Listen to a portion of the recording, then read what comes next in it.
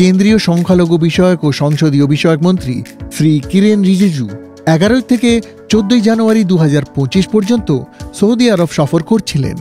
এই সফরকালে তিনি আসন্ন হজ যাত্রার প্রস্তুতি সম্পর্কিত গুরুত্বপূর্ণ আলোচনায় অংশগ্রহণ করেন।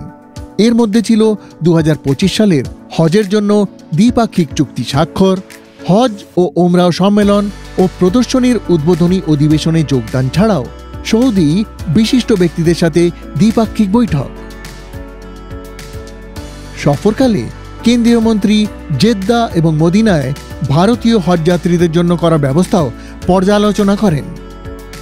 ভারতীয় তীর্থযাত্রীদের জন্য হজ যাত্রার বিস্তৃত কাঠামো নির্ধারণকারী হজ 2025-এর জন্য দ্বিপাক্ষিক চুক্তিটি 13 জানুয়ারি 2025 তারিখে জেদ্দায় মন্ত্রী এবং সৌদি হজ ও উমরাহ মন্ত্রী ডক্টর তৌফিক বিন ফাউজান আল রাবিয়ার স্বাক্ষর করেন, যার অনুসারে ভারতের জন্য 1,75,025 কোটা নির্ধারণ করা হয়েছে।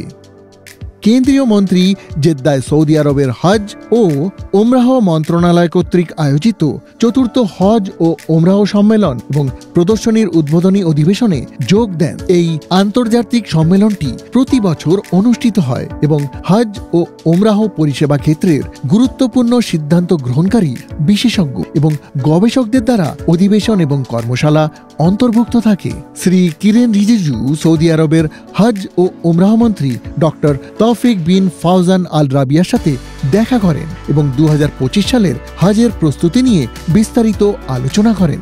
তিনি ভারতীয় হজযাত্রীদের নিরাপদ, আরামদায়ক এবং সন্তোষজনক অভিজ্ঞতা নিশ্চিত করার জন্য তারা পারস্পরিক সহযোগিতা আরও জোরদার করার উপর জোর দেন।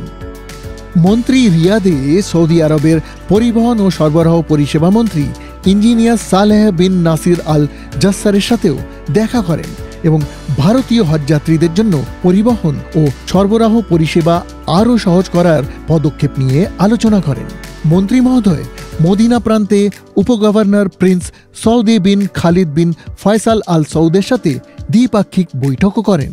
তার সফরকালে মন্ত্রী মহোদয় ভারতীয় হজযাত্রীদের জন্য পরিবহন ব্যবস্থা, প্রশাসনিক ব্যবস্থা এবং স্বাস্থ্য সুবিধাসহ ব্যবস্থাগুলি ব্যাপকভাবে পর্যালোচনা করেন।